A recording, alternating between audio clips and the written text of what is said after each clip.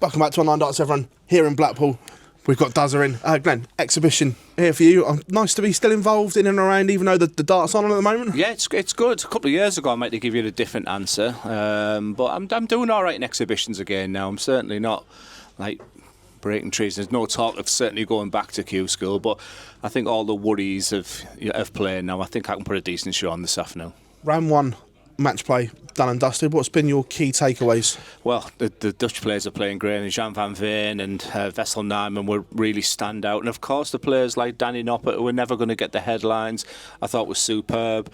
All the seeds going out, Luke Humphreys, and the clash between Price and Gurney last night. So it has been a terrific first round, and with a match play, you'd expect that. And I think it's just going to get better and better. Are you expecting Van Veen to take this next level now? Because we've seen him win on tour and so on, but is it time for him now to go, hang on a minute, I'm part of this club? And I think normally I would try and be a bit more conservative in that response, but I think he's got everything.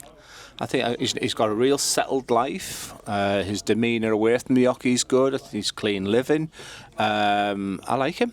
I think he's a big scorer. And for a lad who's sort of suffered with a little bit of dartitis in his time, I think his throw looks great. I like him. I like him a lot. Feels like this is a pivotal moment in the changing of some of these old school players can't find their form and are dropping, and these young guns that are coming through, Van Veen, Nijman, Rock. Did you see this change happen in front of our eyes almost? Yeah. I must admit, the one person I didn't mention the first round was James Wade, who was wonderful. Longevity is hard in this sport at the moment. It's a brutal regime that we're playing.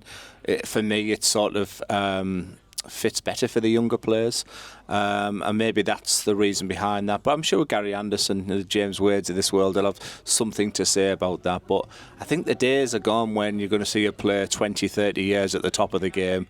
I think it could be just a little bit short, and I think we'll see new names coming through.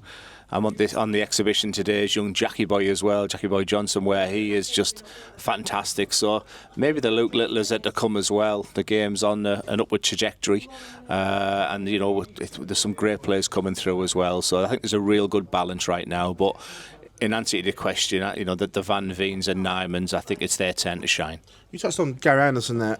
He's still tinkering away. We see him rock up. We knew 52 mil points, and we see him get into another Euro Tour final. Every time we think Gary is done, he comes back and he reinvents himself and he's playing better than ever. And he's not a real tinker. I mean, I remember when he changed his darts in the Premier League semi-final that day. I always said that'll probably make him think I'm never going to tinker again, because he brings that normal dart that day against me. He wallows me. I think it was something like an 86, 87 average that semi-final. So he's not really a big tinkerer.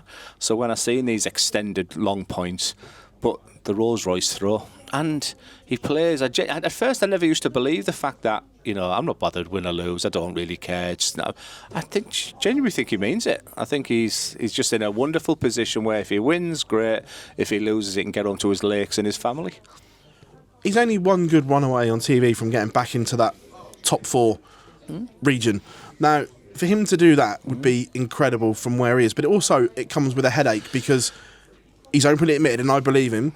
What would it mean, or what does it do for the sport for someone to openly turn down? No one's ever turned the Premier League down, but he is adamant.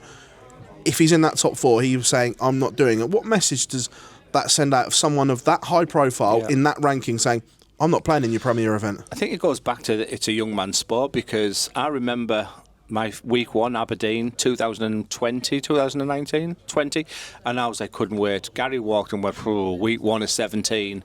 I thought, bring me 30 weeks. But when you've done it, I genuinely believe, even if he's in the top four, I think he would have a long, hard think about it. I think the persuasion would be, come on, Gary, one last time. And maybe he'd be pushed to do that. But he's openly admitted the rigmaroles of travel, potential Pro Tours on the Friday, Saturday Euro Tours he started doing again. You might argue that he's got the balance right, and that's why he's potentially a massive win away from the top four, because he's managing in his time well. So it'll be a big decision, but also the PDC have got a good way of saying, look, one last swan song. Come on, Gary, you can do this. And if I had to put my hand on my heart, I would probably say Gary would go for it. Feels like, again, this may be the last time we see Barney, Peter Wright here at the match play, and they've gone out with a little bit of a whimper, almost not producing what we as fans and know they've got in the locker. Would this be a sad year if this is the last time that we see these two greats on that stage? I would say yes in relation to Barney, but there's still something in the back of my mind with Peter Wright that he won't want to go out with a whimper. I genuinely wasn't sure how he was going to play. We hadn't seen him since the 19th of June on the hockey, and part of me was thinking that he's done a lot of work back in there and he's going to come here with flying, because I called it a bit like shadow boxing. And again, I was sort of the type of person who did a lot of my work on my own, so it's almost like a false confidence you're giving yourself, because when you're practicing out on your own, you're not getting those 180s, 140s hit back at you. But Barney looked like it could be his last one. One of the greats, one of the legends, and just his demeanour. There's just something niggling in the back of my mind that Peter Wright won't want to go out that way. Got a bit spicy in the Winter Gardens last night. Daryl Gurney and Gwyn Price giving it some up there. What was your take on the incident? I liked it. I liked it. The fact that Gary the day before said a lot of the players like robots these days. The youngsters are boring. They're putting there. So it was great to see that there's still a lot of characters in the game. When you're on that stage, sometimes you have that heated moment. I mean, you could clearly see Daryl Gurney was mumbling away to himself certain things, but you're trying to self-motivate yourself, and I honestly think they probably shook hands backstage. It's just when you're in that heat of the moment, you do things and then you come off maybe about 3 a.m. think, did I really do that? Was that really my reaction? But for the sport, it was great. The so much interest this morning. Didn't do either of them too bad. No, well, you've kind of beat me to it there. Is it a good thing for the sport? Because, like you say, we want stories. My opinion, and you can agree or disagree. We've had more stories, in my opinion, in round 1 of the match play than the whole 16 weeks of the Premier League.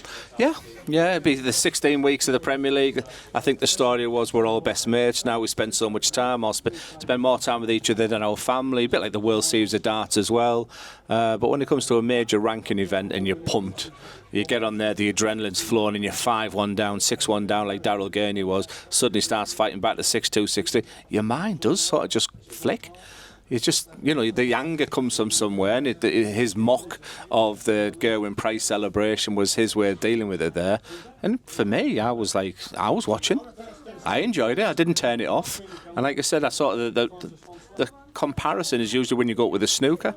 There are all these younger players like robots. Where's the characters? The Alex Higgins of this world, and maybe we saw a little bit of that last night. I really enjoyed it personally. More of that on the hockey then, yeah. I like it. It's what. We have got characters in the game. We're not robots. There is an awful lot of players who put the music in their ears and close their eyes, don't engage with people now. But the days of Adrian Lewis, Gary Anderson, Peter Wright, Phil Taylor backstage, it's not there. But there's some really good characters in there, and sometimes that comes out when the chips are down. Did you laugh, Gary, asking Adrian to come back so publicly? Yeah, and then Adrian said he only wants an easy draw. I mean, A.D. Lewis looks a happy man on the exhibition circuit right now. He would be great to get him back, though, and another one of our big characters. We've seen round 1. Have you changed your mind who wins the match play this year? No. I was part of my Sky Sports duties. I think I was the only one that went littler. And I only went littler when the draw was done. And no disrespect to Ryan Searle or Jermaine Watnamina, but they meat and drink in the sense of the pace for Luke. If it had been a Gilding, if it had been someone just a little bit slower on that heat, it might take time. He has been practicing. I do talk to his dad quite a lot and trying to get some information. He was acclimatising himself by being at the venue. He was unhappy here last year. I think there was things behind the scenes where I think he had a few issues going into that competition and he just didn't look happy. This year, it's almost like this is my priority. And what a start. I mean, 121 average after 5 legs. I was like, what a start this is. I think he'll like the Jermaine Watnamina game. And then when you get the quarterfinals, the big players come to the fore. All the seeds have gone.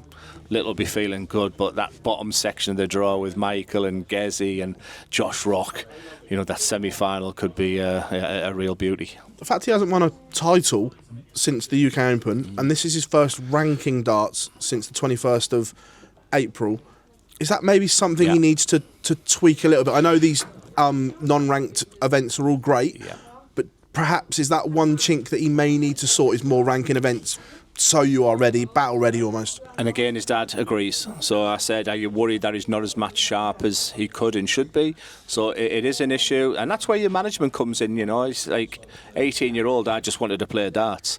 You know, he seems to be managing his time his way.